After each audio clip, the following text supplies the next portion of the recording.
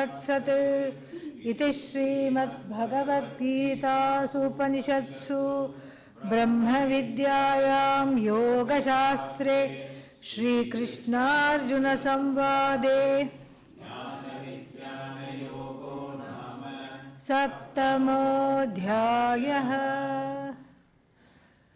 ॐ श्रुतिस्मृतिपुराणानाम् आलयं करुणालयं नमामि भगवत्पादं शङ्करं लोकशङ्करं शङ्करं शङ्कराचार्यं केशवं बादरायणं कृतौ वन्दे भगवन्तौ पुनः पुनः। ईश्वरो गुरुरात्मेति मूर्तिभेदविभागिने व्योमवद्व्याप्तदेहाय दक्षिणामूर्तये नमः। ॐ सहनाववतु सहनौ भुनक्तु सह वीर्यङ्करवावहै तेजस्विनावधीतमस्तु मा विद्विषावहै। ॐ शान्ति शान्ति शान्तिः। We have been looking at the 7th chapter, which introduces Bhagavan. Up till now, what was the topic? Aham. First 6 chapters, Tvam Pada Vichara, an inquiry into the word you. You means I. And what is this I all about? And why this I is confused? And is I the same as the body, mind, sense complex? All this has been discussed. And in the 7th chapter, we have a drastic change in the usage of the language, with Bhagavan addressing himself, declaring himself and addressing himself to be what? Bhagavan. Bhagavan declaring himself to be Bhagavan, Bhagavan addressing himself to be Bhagavan, and then Bhagavan saying that we can have this change of understanding. What is this understanding? Usually Bhagavan is the most misunderstood entity in the whole universe. You think you are misunderstood. Try being Bhagavan and then you'll see how much you are misunderstood, because this Bhagavan is not understood at all. And so, with the view to this, there is a new introduction of Bhagavan in the first couple of verses, the first 3 verses, as someone who has 2 kinds of natures. What are they called? Para Prakriti, Apara Prakriti. Apara Prakriti is the relative nature in the form of the manifest universe.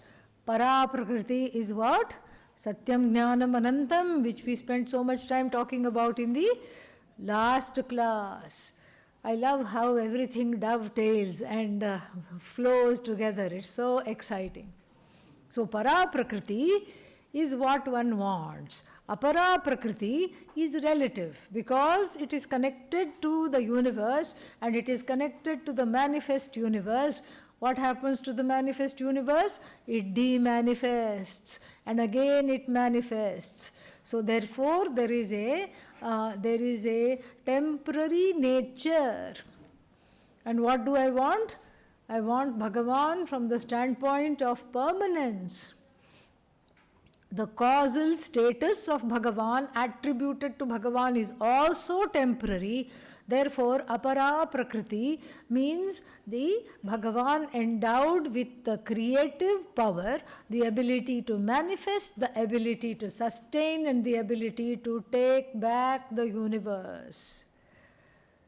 If anybody wants it back, what we are doing to the universe, if anybody wants to take it back, they are welcome. So this is Bhagavan. This is what we call Apara Prakriti. And Para Prakriti, what is Para Prakriti? It is you. That is what Paraprakriti is. The ultimate nature of Bhagavan and the working definition of Bhagavan are two different things. One is the causal status, like the king wearing a crown. King is wearing a crown and he has what is called a danda, a kind of a stick, and a scepter, some kind of a globe kind of a thing is there. And if you hold all three, you have the crown on your head, you have the ceremonial stick, and then you have this globe, that you have the accoutrements of power. And as the Viveka Chudamani is going to show us soon, what happens here? The king, somebody steals the crown, somebody steals the scepter, somebody steals that little thing of power, that little globe in the hand, also somebody steals. And they become the new king. The kingdom goes away. What is king? It's just the accoutrements of power. Without kingdom, can you call a king a king? No. This is apara prakriti. So there are many, many ways to understand it without getting confused, because we already know this. So there is absolutely no reason to get confused. We know it as Swarupa Lakshana, Satchit Ananda, and what is the other Lakshana? Tatastha Lakshana. Tatastha Lakshana, if you have forgotten what it is, think of crow. Did that ring any bells? Yes? Yeah. Crow sitting on a temple. And in a place like Varanasi, there are so many temples. You say, where is the temple I want to go to? And then they point to the top, the Shikhara, the temple tower, upon which tower the crow is sitting. By the time you go there, the crow has migrated to restaurant, correct? So are you going to the restaurant or are you going to the temple? Temple. After that you will go to the restaurant, no problem. But where are you headed now? To the temple. You are headed to the temple. The crow has done its job. And what is the crow is the example. What is that relates to the crow in that which is exemplified? Drishtanta, crow. Darshtanta, this is the causality. The causality that is as though superimposed upon the Satchidananda Atma, which is free of all cause. It is free of being cause, it is free of being effect, it is simply is, and that is you. That is Ishvara, and that Ishvara is you. So the crow is equal to the second definition. Tatastha Lakshana. Second or first, whatever. Tatastha Lakshana is equal to this crow. Tatastha means that which is an indication that comes and goes. Comes and goes. The crow comes and then the crow has gone. Again it may come and sit there, again it will go there. In the same way, this Satchidanandam Brahma, this Satchidananda Brahmatma, this Satchidananda that is me, sometimes is in the form of that upon which is free of all superimpositions, but upon which this whole universe has been superimposed, so to speak, along with the epithet creator. Without universe, how can Ishvara be called creator? Not possible. Creator, sustainer, resolver, all these are apara prakriti. This is also apara prakriti. So when Maya Shakti in an active form, Maya Shakti is always there, latent. But when Maya Shakti in an active form of the manifester, creator, etc. is there, then we call it apara prakriti. And then when that manifest universe resolves, or that which is beyond the universe, what sustains the manifest universe is the ever-present Satchit Ananda. That is para prakriti. Swarupa Lakshana is equal to para prakriti, intrinsic nature, and then the incidental nature, apara prakriti. Incidental nature means what? Incidental means comes and goes. That is what is apara prakriti. This was explained in detail when in the last life before the weekend holiday, and then and then from there Bhagavan up till verse 12 declared himself to be that which is intrinsic in all kinds of manifestations in the universe. Rasaha aham apsu kaunteya prabha asmi shashi surya yayoho. I am the taste in the water. Taste is intrinsic to the water. That anything that is intrinsic, that's what I am. I am the warmth of the sun. I am the coolness of the moon. Like this, up to verse 12, we had all that which is intrinsic in everything to show that this is what Bhagavan is.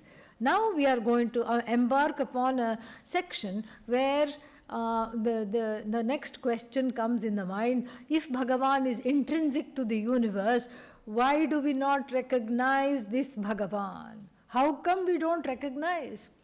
And then the answer to that will be given. Let us see.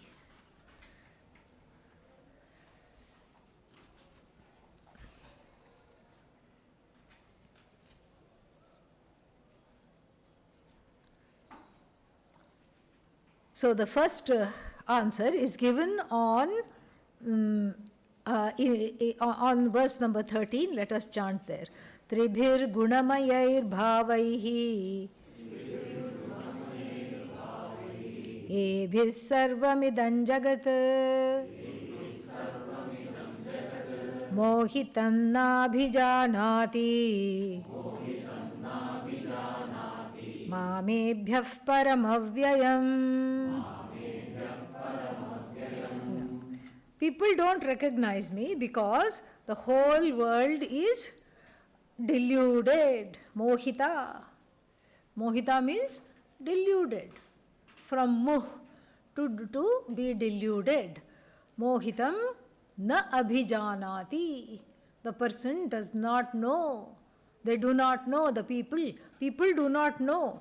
What do the people do not know? That I have this changeless nature.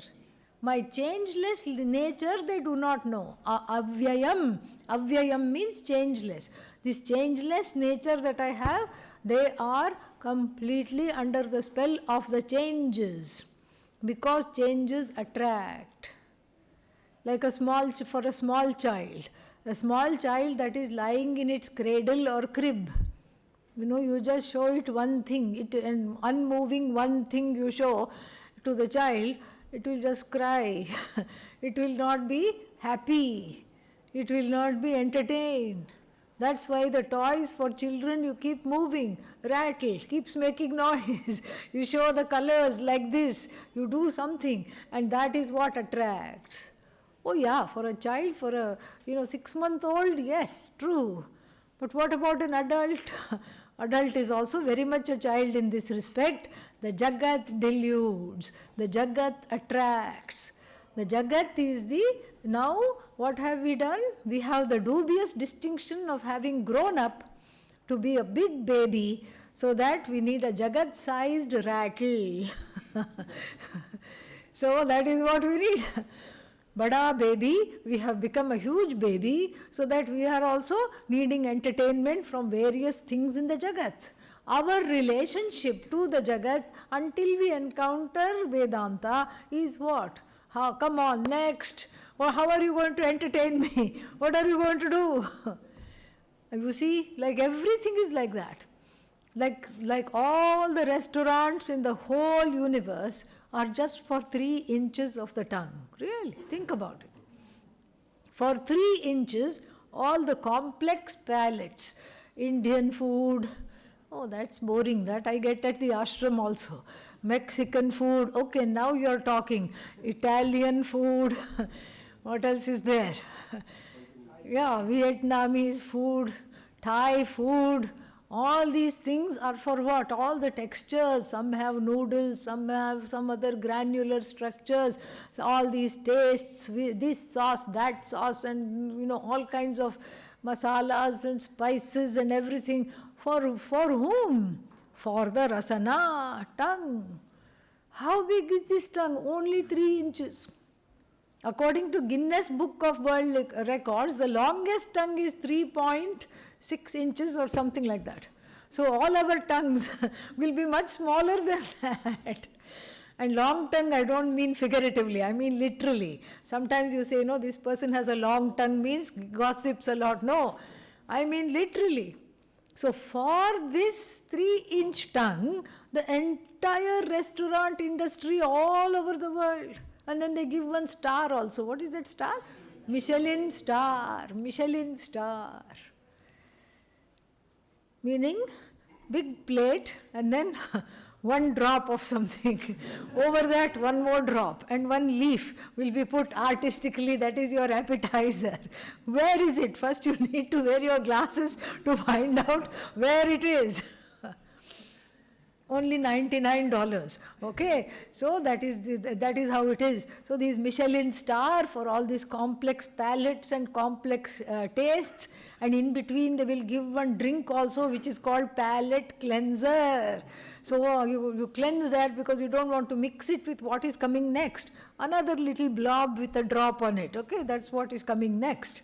And so like this, all the world's restaurants are just for this tyrant, this dictator in the form of the 3-inch tongue. Because once you swallow it, how long can the palate taste? A little while, that's all. Few seconds, you take it in, you say, ah, very good, this is the best restaurant in the whole world. Swaha. First you say, aha, then you say what? Swaha. After that, what happens? Aha, swaha ke baad kya hota hai? Nothing, finished. Once it goes through the gullet, you might as well be on a feeding tube. You don't taste anything. It's just for nutrition. But this is why we don't recognize Bhagavan in and through the tastes. That which is changeless is Bhagavan. In and through the dishes, that which is there is Bhagavan. We don't recognize because we are mesmerized by the changes. We love changing situations, and then after that we sit and cry for the changeless. Yeah, in the spare time. After whatever time is left, after running after changes. So this is why nobody recognizes me, says Bhagavan Krishna in the Bhagavad Gita. Why? Because they are stuck up in the gunas. They are deluded by the gunas. They are deluded by the modification of the gunas, sattva, rajas, tamas. Sattva, rajas and tamas, and different combinations thereof keep one active in the world, actively engaged in objects of the sense organs and sense objects, etc., so that the changeless is not recognized at all. And then he talks about in the very next verse, he is going to say, Daivi hyesha gunamayi mama maya duratyaya mameva ye prapadyante mayametam taranti te. So they are deluded by the 3 gunas. Who is in charge of 3 gunas? Maya. Yeah. Maya is in charge of 3 gunas. Maya is of course Ishvara. Ishvara is not Maya, that we have to recognize. Maya is in charge of the 3 gunas, and this Mayic power, what does it do? We saw in the Viveka Chudamani, it has a 2-fold power. The veiling power, that which covers me from my true nature, and then the projecting power, that which projects the one into many. So this Maya therefore is very difficult to cross. Duratyaya Maya. So dukkhena it is crossed with great difficulty. Dukkhena atyeti iti duratyaya. Duratyaya Maya, this Maya is very difficult to cross. Why is it difficult to cross? Because she deludes. That's why she is called Mohini. Here also the word is going to be used. And Mohini is the avatara of Vishnu. Many times he had to become a heavenly nymph. Why? Because Shiva always got him into trouble. Shiva got himself into trouble each time. Each time Shiva got himself into trouble, Vishnu, he would cry out, and Vishnu had to come, and Vishnu would say, oh, here he goes at it again. What did you do this time? No, this nice innocent looking devotee came to me and said, please give me a boon. Shiva is called Ashutosha. You just say Om Namah Shivaya. Before even you can say Shivaya, he says, what do you want? Very quickly, please. And so, this person came to me, wanted a simple boon. What is the boon he wanted? Everything I touch should turn into ash. And what did Shiva say? Tathastu. Okay, no problem. And then what happened? He said, the Asura, obviously an Asura, because everything I touch should turn into ashes means what? It's another way of asking for world domination. I don't know why people want world domination. The world itself is not really there. What are you dominating, really? We have to think about it. And so he said, well, while you are here, in the warranty period, I want to test it on top of you. Let me put my head on you. Shiva ran, knocked on the gates of Vaikuntha. Vishnu, help! And Vishnu said, there you go again. How many times have I told you not to give away boons like this? You never listen. No, okay, doesn't matter, you can lecture me later. What to do? He's really, I can't even climb the gates. What to do here? Don't worry. And suddenly this Asura called Bhasmasura, Ash Asura, Ash demon, he hears some nice bells. Chan, chan, chan. Ooh, who's that? Where is she? I think I see her. First he hears her. And then, he smells this wonderful fragrance. And then, Asuras all of them have ADD, okay? No ability to concentrate. ADD is what? Attention Deficit Disorder. All Asuras have ADD, okay? But all those who have ADD are not Asuras, okay? Don't worry. Yeah. But all Asuras have ADD. And so immediately he forgot world domination. He forgot that he wanted to put his head on Shiva. And then he followed this wonderful damsel who he hadn't even met. He hadn't even seen. He heard her bangles and her anklet bells and smelt this wonderful fragrance. Who are you? Mohini. If he had known Sanskrit, see, this is why we have to study Sanskrit. If he had known Sanskrit, he would have said, no, I'm not going to follow you because you are she who deludes. I'm going to stay here. No, he didn't know the meaning. He said, ooh, can I be with you? She says, sure, just follow me. And then he says, well, we have an Asura system of marriage. What is the Asura system of marriage? Drag the person you want to marry by the hair, take them to your lair. Finished. This is the marriage. So she says, no, I come from Deva stock. I'm not that kind of a girl. No, I'm not going out with you just without any kind of bhakti, any kind of rituals. I'm not going to do. We have a whole series of rituals before we can get married. Oh, really? What's that? We haven't been taught that. Well, Mohini tells herself, I'm not surprised. You haven't been taught that. This is why you are as you are. No, we have to cleanse ourselves. We have to purify ourselves. Purify? What's that? No, I'll teach you. We have to say Gayatri Mantra. And before Gayatri Mantra, certain purificatory rites are required. What's that? Well, first we have to put the hand on our head and say Pranavasya. So, should I put the hand on your head? No. We each put the hand on our own head. And then he is completely deluded by her. And then what happens? Yeah, ash. a heap of ash is there, and Mohini turns back to Vishnu and says, what? A job well done. Bhasmasura has been reduced to Bhasma. You should see this being played in the Bharatnatyam, by the Bharatnatyam dancers. It is just exquisite, I tell you. Shiva running away and Bhasmasura running after him, exquisite. And this whole Mohini bit also, they do it very, very, very well. It's wonderful. So like Bhasmasura went after the Apsara Mohini, similarly all the people also go after different Mohinis. Yes, so many Mohinis, so little time.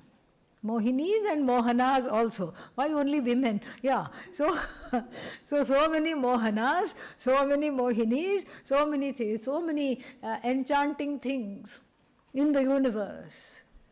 And one is fixated on the thing, not that vastu which makes the thing be called a thing. What does that mean? The Sanskrit word vastu means thing.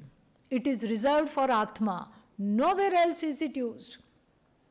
That means all the things that we think are attractive, all the things that we think are beguiling are what? Not things at all, no thing. Nothing. The only thing worth pursuing is what? The truth of myself. That is para prakriti of Bhagavan, and deluded by this Mohinim, later he is going to say, Mohinim prakritim ashritaha. They take resort to this kind of a thing, and therefore they are not able to cross Maya. Why? Because they do not seek me as the truth of themselves. They don't seek me. Seek me means not Vishnu or Lord Krishna. Because you see the Bhagavad Gita, everybody studied and everybody got different interpretation. During the freedom struggle, they said, Uttishta, Yudhyasva, get up, fight. Oh, we have to fight against the British. Bhagavad Gita tells us so. Lokamanya Tilak and other freedom fighters took this as a call, clarion call for action. Even some Swamis joined. There was one, I forgot his real name, but he's called Karapatra Swami. He also joined the freedom struggle, and highly read he was, but he thought this is the need of the time. So the Bhagavad Gita was made into whatever people wanted, whatever inspiration they wanted, whenever. It is how they interpreted it. And seeing verses like this, Mameva ye prapadyante maya metam tarantite, if they read this, that if they, when the people surrender to me, they cross Maya. Who is this me? Lord Krishna. So they take it literally. Even in the Bible, same thing happens. Some people take the Bible literally.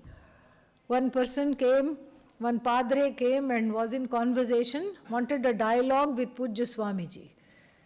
And he said, Swami, we believe that the world was made 3,000 years ago.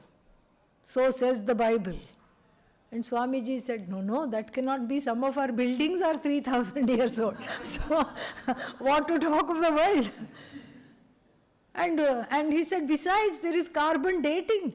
There is millions years old bones and eggs, fossilized bones and eggs of dinosaurs.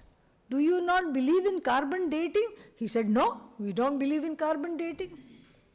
And as for the bones, Swami, do you understand that God is almighty, omnipotent, omniscient? Yes, I do understand that, Swamiji said. And then he said, if God is all-knowing, Swami, don't you think that God could have put some 75 million year old bones to confuse the people when he made the world 3,000 years ago? And what did Pujya Swamiji say? How will you have your coffee? With or without cream? With or without sugar? You can't argue. You just have to, that's the only thing to ask. That's the only thing to say. Because it's a literalist. And why go so far into other religions? Even in our own religion, we have literalists. They say, okay, only Krishna, no other person can save. Krishna has to be invoked, Krishna has to save. Krishna, Vishnu, that's all, there is no other thing. And then they will not, even when they will not even pass by a Shivalinga, because, oh, no, I want only Krishna, I want only Vishnu. Who are you? I want Vishnu.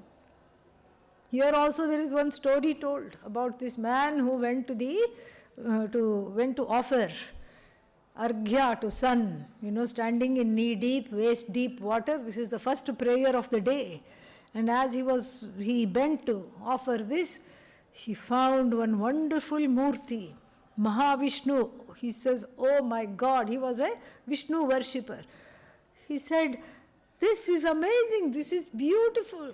This is so fantastic, my life is made, I'm going to put it in my house, I'm going to worship this, I'm going to do this, do that. He had big plans, I'll build a temple, I'll do all this. Then out of curiosity, he turned the Murti over and he was aghast because the other side is Lord Shiva. Harihara, this is called Harihara Murti, one side Lord Vishnu, reverse Lord Shiva. He said, where did you come from? You inauspicious thing, where did you come from? I want the other one. And he was about to leave it in the water, back in the water, but the Vishnu was so alluring. He said, there is a way out of this. Let me take it home and let's plot on the way how to not worship the other one and worship only this one. And so he put the Shiva side against the wall, so that what is there? Only Vishnu side is there, and he is putting the flowers. He says, this is not for you, oh Shiva, this is for my Vishnu, not for you. Every time he offers something, he offers dhupa. Dhupa means what? Incense. And then he says, this is not for you, O Shiva. Then he has a doubt. He says, well, but dhupa means the incense is all over the place. What to do? So he just turns around the Murti a little bit, get 2 cotton balls and stuffs the nostrils of the Shiva side, so that not even by mistake the incense is smelled. Then comes time for the bell. He will get the bell. No. And 2 more cotton balls go in the ears on the Shiva side. He says, this is not for you. This is for my Vishnu. Naivedya also, he says, well, if he sees this, Devaha Paroksha Priyaha, they just siphon things off just by seeing. They're not really going to eat it. So what does he do? Blindfold poor Shiva side and then only feed the Vishnu side. Pranaya Swaha, Apanaya Swaha, etc., etc., etc. And then he does Namaskara and he sees this brilliant flash of light. He said, aha, Vishnu is pleased with me. He's going to manifest. Surprise! Lord Shiva manifested. And he can't stop himself because that effulgence and everything, he responds and he falls at Lord Shiva's feet and he said, one thing I don't understand, I completely disrespected you and put you in the corner and tied your nose, your mouth, your ears, your eyes, and then how come you have manifested? Lord Shiva said, your disbelief in me was stronger than your belief in Vishnu. That is why I have come. Yeah, this is what it was. So like this, there are all kinds of foolishness happening. There is feeling like if I don't worship this God, the other God will be, if I don't worship this God will be mad at me. I should not worship other gods. Even in the Bible it's like that. There is only one God. Okay, fine, agreed, no problem. Therefore you will not worship other gods. Tell me, if there is only one God, how can I worship other gods? Nobody asked this question. If there is only one, whatever I worship is that one alone. This is what we have to understand. There is nothing there other than that one, and that one happens to be really one because it is you. That one is you. This is what has to be discovered, and the bhakti we talk of is a way to discover this oneness. It's the last frontier of duality to discover this oneness, and that is the next topic here in the 7th chapter. Let us look at it. Yeah, before we go to that topic, the 15th verse is important. Let us chant that and understand. Namam dushkritino mudhaha prapadyante naradhamaha. Don't swallow the visarga. Prapadyante naradhamaha Mayaya pahrita jnanaha Asuram bhavam ashritaha. Yeah, so why don't people worship me straight away? Me meaning Satchidanandam Brahma. Why don't they have a curiosity to know themselves as the truth, know themselves as the truth, as myself alone? Why aren't they even a little bit curious? Because they are not ready. And the non-readiness is given through certain words here. What is that? Naradhamaha. Adhama means not at all ready. Why? Because they are dushkritinaha. They haven't swerved away from wrong actions. They are into himsa. They are into hurting people. They are into power, grab. Nothing wrong with wanting power, but grabbing power is not good at the cost of other people. They hurt other people. They hurt they hurt the environment, and also therefore they hurt other people. They hurt their loved ones, and then therefore they are deluded, and then naradhamaha, dushkritinaha, mudhaha, 3 adjectives. And so naradhamaha means the lowliest among people in terms of dharma, in terms of following dharma. Nobody is lowly, but lowliest means in terms of on the dharma continuum, on the righteousness scale. And then they are not ready. Mayaya apahrita jnanaha. Why are they not ready? Their buddhi, jnana here means buddhi, viveka. Their discrimination is hijacked by maya. What maya? The trigunatmika maya. And their discrimination is hijacked by maya means what? The unconscious mind sometimes. Yeah, their discrimination is hijacked. They are not able to see. They are not able to understand the truth of me is the truth of them. They are not able to see that. And because of that, they suffer. They are not able to come to me. And the whole world now, in the next few verses, is going to be, by Bhagavan, divided into 4 kinds of devotees. First one is, what is the number for emergency in India? 100. Yeah. And then in America, it is 911.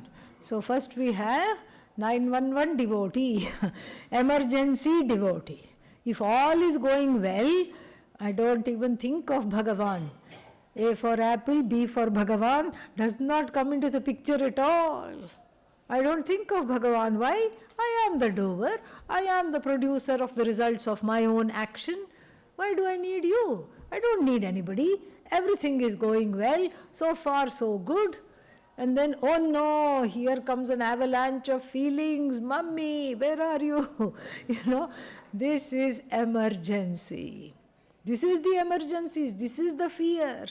Suddenly something happens which completely discombobulates me, and then one thinks of Bhagavan. This is actually one step better than the previous verse. In the previous verse, what was there? People even under dire situations don't think of Bhagavan because they think that everything that has happened to them is bad, is difficult, and then if they invoke Bhagavan, they will be in for one more disappointment which their life cannot take. They have already gone through so many disappointments and many betrayals, many disappointments. Everything in life has been a disappointment. Whoever they trusted they let them fall, probably through a flight of stairs. And so they just roll down each time. Whoever they trusted, they thought, okay, this person is incapable of taking care of me, let me go to that one. That one also proved to be useless. The other one was capable but chose not to take care. The third one was both incapable and also chose not to take care. Like this, they've had series of betrayals. Even friends could not be relied on, what to talk of loved ones. And because of the series of betrayals, they are calloused, burnt out, calloused, fearful. And then you tell them, please take recourse to Bhagavan. They will say, who is this Bhagavan? Absolutely not. In fact, they will not say, they will not be able to even be in touch with their feelings enough to say, I have been hurt so many times, I don't know if I can do this. That would at least be an honest assessment, but usually what do they say? They say, they will give you a lecture on atheism. And it will be very well crafted lecture. It will make a lot of sense, and it will be completely well put together lecture on atheism, and they are hiding behind that mask. So these are people who will not even turn to Bhagavan, not even look at the total, not even see that there is a karmic order over which I have had no control. Let me see what is this source. But they are angry and they are disappointed. They feel betrayed by everybody and everything around them. And so this is the non-bhakta who is not going to become a bhakta. But then if such a bhakta were going to become a bhakta, then it would be the first kind of bhakta, 911 bhakta or 100 number bhakta. In terms of any kind of calamity, okay, where are you? You are supposed to take care of the world. What are you doing? Are you on a chai break? Come on, get up, take care of me, save me, help me. This is actually a progress from before. Can you see how it's a progress? It is actually a progress, because before the person was so betrayed that they were stewing in their own juices. They were not able to even look at the total, look at the possibility of Bhagavan. And then, so the next one is Artharthi. First one is called Artha, helpless. The helpless devotee, Artha. And the second one is what? Artharthi. Artharthi means the one who makes deals with Bhagavan. Remember Balaji Enterprises? Yesterday we talked. I'm going to name my business Balaji Enterprises 50-50. You be the sleeping partner. Lakshmi laughs. Lakshmi says, are you going to take this lying down? You're always lying down. Are you going to take this lying down? They're calling you the sleeping partner. You're doing all the work. Vishnu says, don't try to take them seriously. Just enjoy them however they are. Don't take them seriously. This is Artharthi. Makes deals with Bhagavan, knows that without Bhagavan there is nothing, and so therefore I better see if there is some kind of a strong person in the village. One strong man is there. Bully. What do? You can't stay away from the bully. He happens to be your neighbor, so you do the next best thing. What is that? Become friends. Yeah. Take a dabba of sweets and say, welcome to the neighborhood. That's what you have to do. And you have to not only be friends once, you have to keep them on your good side, because this is the person who has power. So similarly, Bhagavan here has power.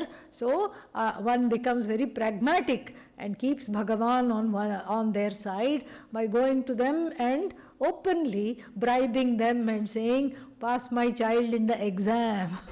And then after that, will the prayer stop? No, get my child married. And then, when will I have my grandchild? Like this, it continues and continues and continues. So then, this is Artharthi. Then we have one more brand of devotee called Jignasu. Jignasu, one other brand of devotee. Jignasu means, who are you, Bhagavan? You see, there is already a difference. The other two are not asking, who are you? How come you are away from me? They are not asking. This Jignasu is asking, who are you? Why do I yearn for you? What is the connection between you and me? And why don't you show yourself to me? And the Upanishad says that you are me. How come I don't know that? This is a kind of a devotee who does not take Bhagavan as the means to an end, but as the end in itself. Do you see the difference? For all other devotees, like the type 1, which is what? Artha, the helpless one, Artharthi, the pragmatic one. For all those kinds of devotees, Bhagavan is a means through which various ends in life are to be pursued and are to be achieved. But here, when we come to Jignasu, the Jignasu is not one for whom Bhagavan is a means to an end separate from Bhagavan. So Bhagavan is the means, Bhagavan is the end. So the end is Bhagavan, not the means. Do you see the difference? Yes. And then finally we have Jnani Bhakta. Jnani Bhakta means whose bhakti, whose devotion has culminated into knowledge. Knowledge of the self, who sees Bhagavan as the truth of oneself, which was already there but now has been totally discovered and abiding in that. Then why is the person called Bhakta? Because who is a Bhakta? The one who is united with Bhagavan is called Bhakta. That's what in every bhajan, what do you feel like achieving? You want to forget yourself. When you have an evening of bhajan, you want to forget yourself and merge in that which is the object of devotion. In meditation also, what is the attempt? To merge in the object of meditation. And so, for the other bhaktas, this merging is temporary. For the jnani, it is that which is always there. Always there.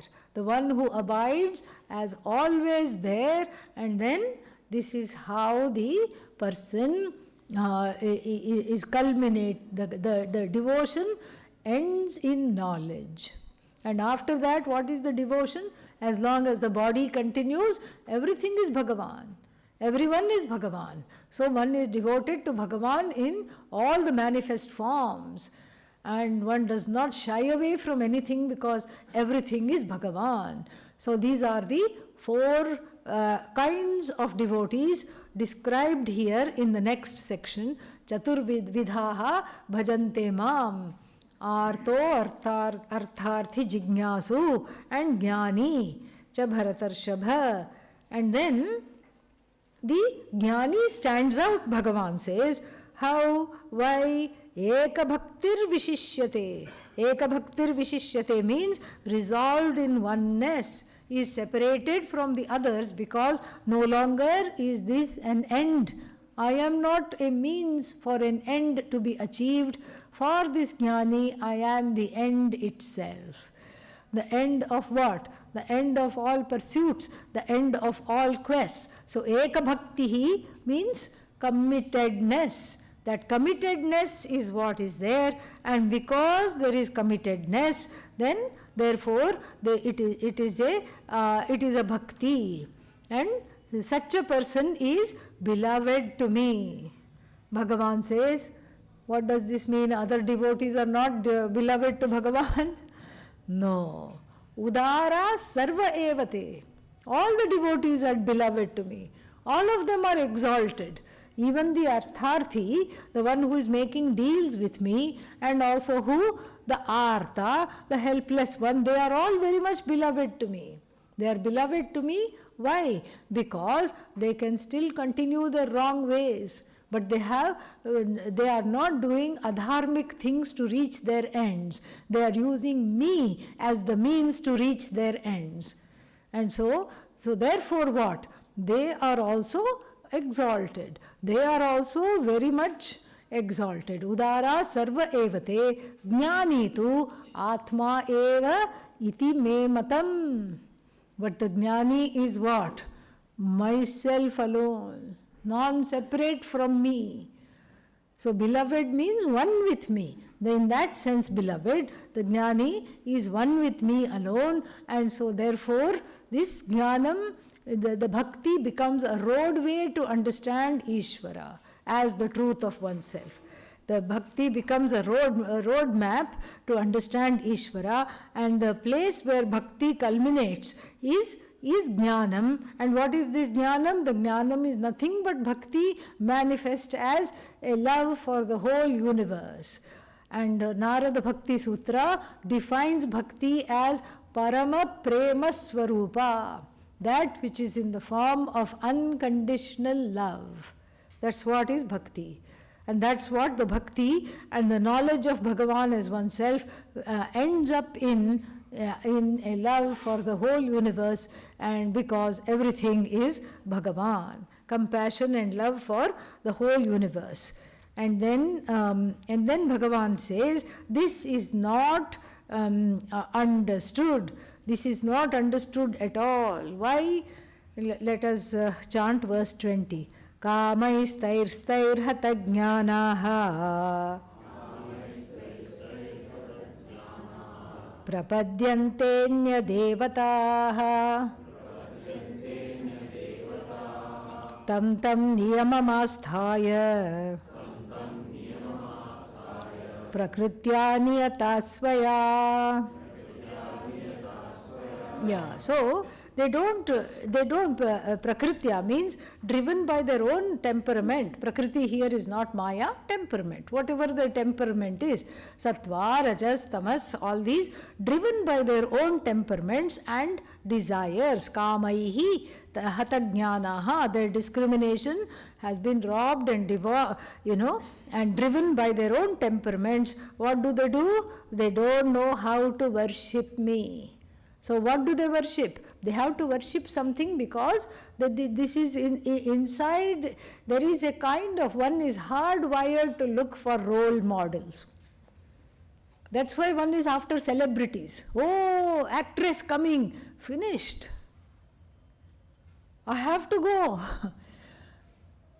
But it's not on a Wednesday. I'll make it a Wednesday. I am going to go for shooting. I have to see. And who will you be? One of 1 million people who is also at the shooting. And the actress will not even know you are there. But then, no, I have to go. Why is one behind this actress? Because there is that desire to connect to something big.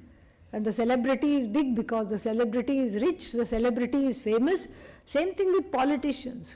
You may not have voted for that person, but that person suddenly shows up, OMG, can I take a selfie? Suddenly you will want a selfie. And so like this, the people don't know, they just worship all things. All things become worshipful. I mean, if they knew, what is the difference between a person mad after a celebrity and a jnani? The jnani will also look upon the celebrity as Ishvara, but the ajnani, what will the ajnani do? The ajnani will look at the celebrity as celebrity alone.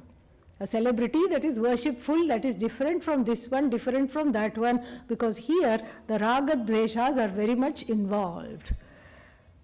You won't believe this, but then there was one, some person who was like a marathon runner,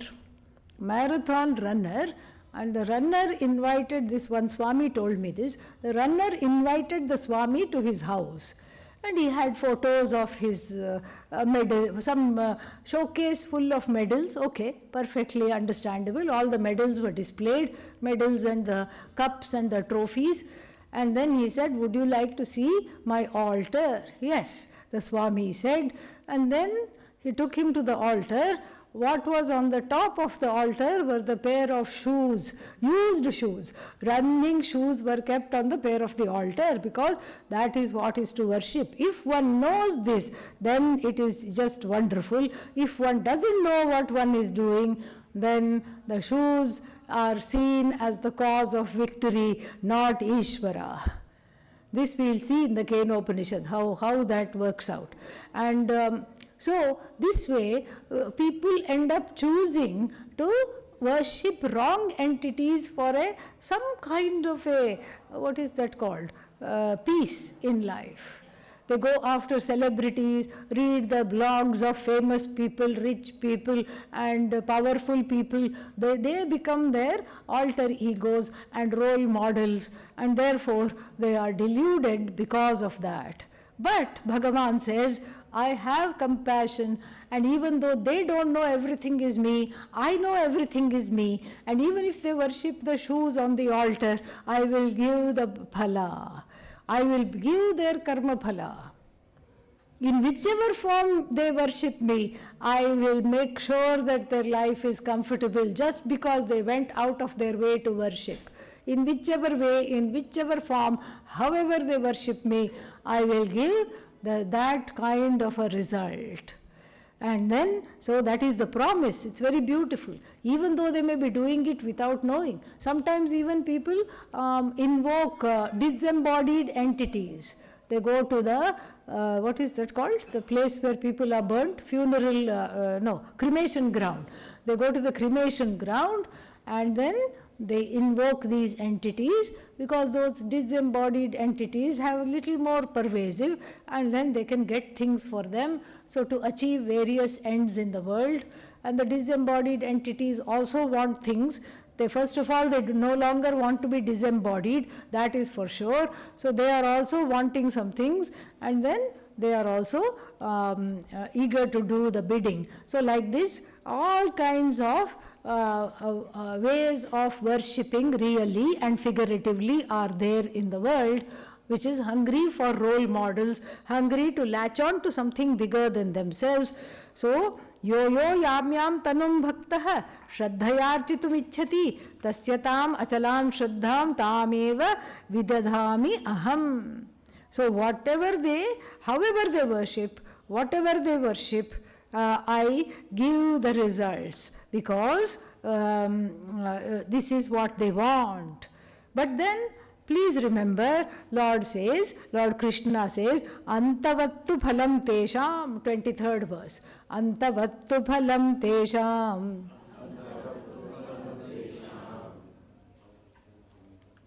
Is that the 23rd verse? Yeah. Antavattu phalam tesham. Tadbhavatyalpamedhasam. Devan devayajo yanti.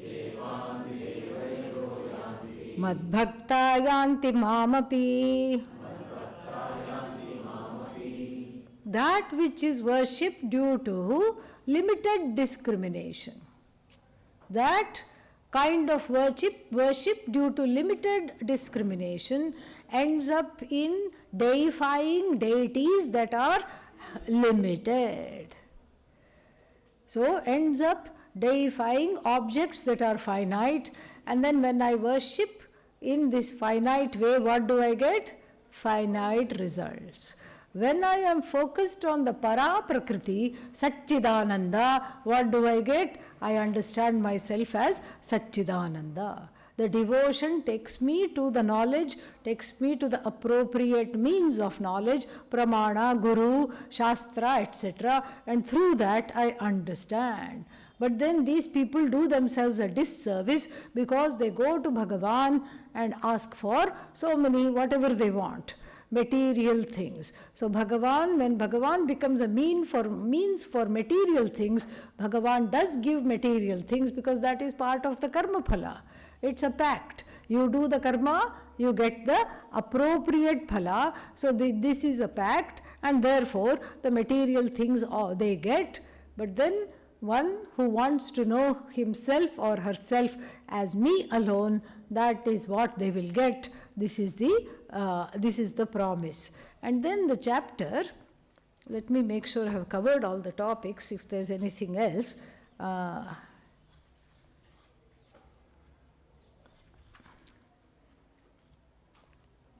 this one is important. Let's read the 25th verse. Naham prakashas sarvasya yogamaya samavritah मूढ़ो यन्नाभिजानाति लोको मामजमव्ययम् न अहम प्रकाशः सर्वस्य. I am not recognized by everybody. Why? Because of their own difficulties. Many difficulties are there. They don't understand. They don't come to me easily. Because their trust has been repeatedly broken. That's why they don't come to me easily. They are deluded. Mudhaha, the deluded person, does not understand me as themselves. The one who is aja, unborn, one who is avyaya, not subject to change. Why? Yogamaya samavritah.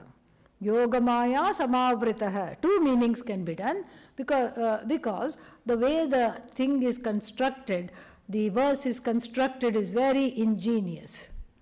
So, aham Yogamaya samavritah, me that is covered by Yogamaya, Ishvara that is manifest in the world as Maya, is not recognized because of the Yogamaya, or the understanding of the people is covered by what? Yogamaya. Both ways we can take.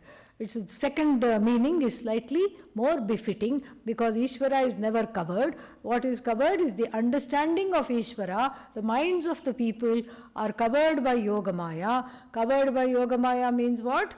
Unable to understand because the mind is a powerful block. The mind puts up a powerful resistance, and because of which this Ishvara is not recognized. Unrecognized Ishvara is the reason why people don't understand the truth of themselves. And then, then he continues, Ichhadvesha samuthena, Ichhadvesha samuthena, Dvandva mohena cha, Sarvabhutani sammoham sarge yanti parantapa. So, in the beginning of the creation itself, when all the beings come forth, they are covered by this Yogamaya. How? In the form of Ichha. Ichha means Raga. Dvesha. Dvesha is Dvesha. In the form of strong preferences, strong prejudices, the whole lot of beings are covered by that, so to speak, because Atma Ajnanam morphs into Raga Dvesha. So therefore, even though I don't know how to handle Atma Ajnanam, yet what is the first line of defense? Take care of Raga, take care of Dvesha. So take care of Raga Dvesha, then the Ajnanam is as good as taken care of. Because of that, I become ready for the knowledge. And then I become ready for the knowledge, and then I will gain this knowledge. 9/10 of Vedanta is preparation. 1/10 is study, really. Yeah. Oh, but then why are we studying so much? Because when we are studying, we are preparing ourselves. That's why. Then this verse is very important. 29. Jara marana mokshaya Mamashritya yatanti ye te brahma tadviduh kritsnam adhyatmam karma chakhilam. Yeah. How do you get out of this conundrum? I don't know who I am, and I am hurt, I am upset, I have raga dvesha, I don't know who this Bhagavan is, I don't know how to even go forward. So how to go about this? Bhagavan gives in the 29th verse, look at the people who are doing it in this way, which becomes easy, through which Ishvara's pursuit becomes a very easy thing. Who are these people? Mam ashrintya ye yatanti.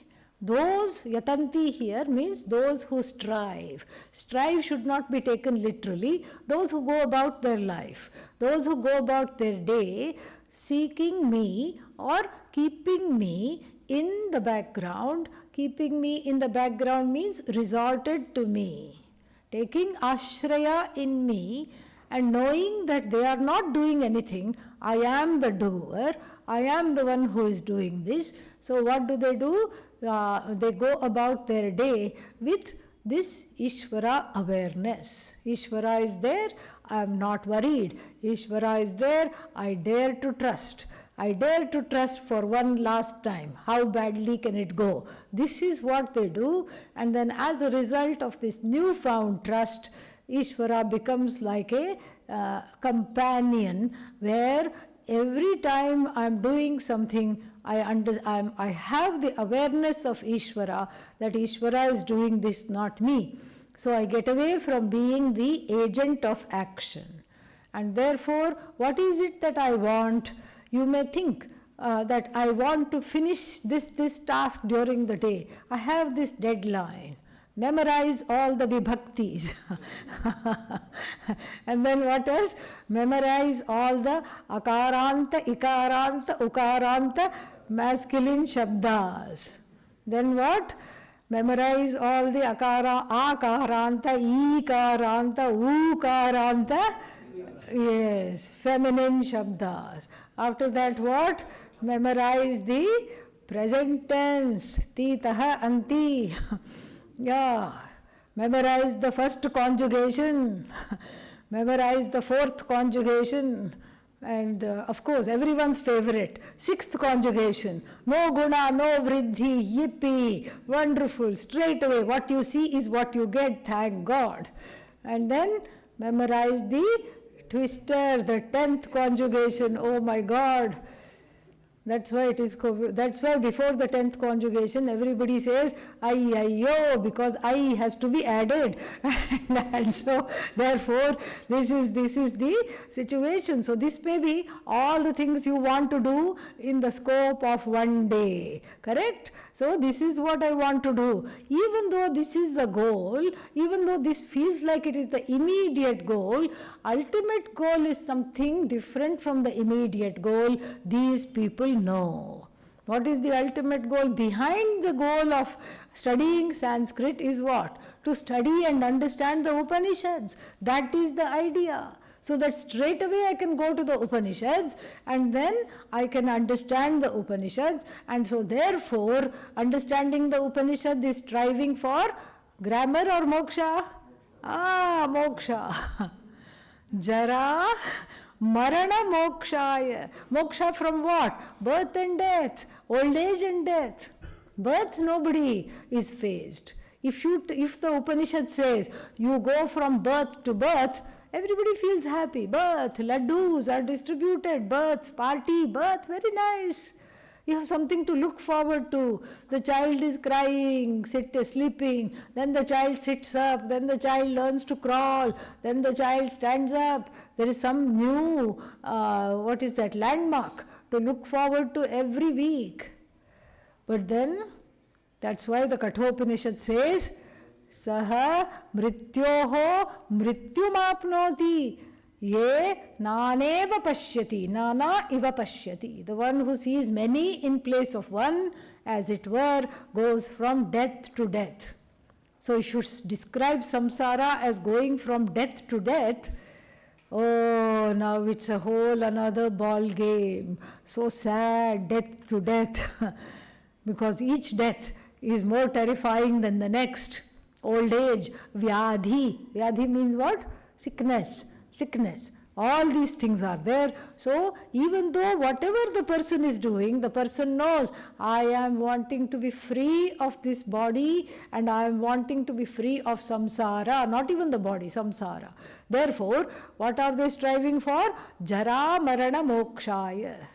So they are striving for moksha from this repeated cycle of jara, marana. Then janma, vyadhi, jara, marana. They are striving for that, they know.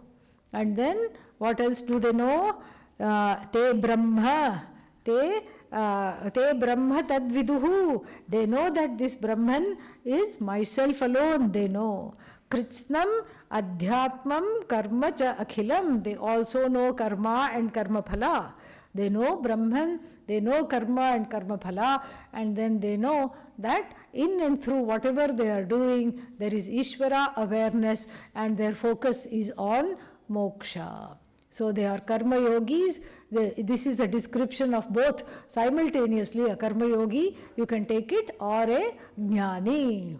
And on this auspicious note, we will close the 7th chapter. Tomorrow I'll give the summary and we will start 8th chapter.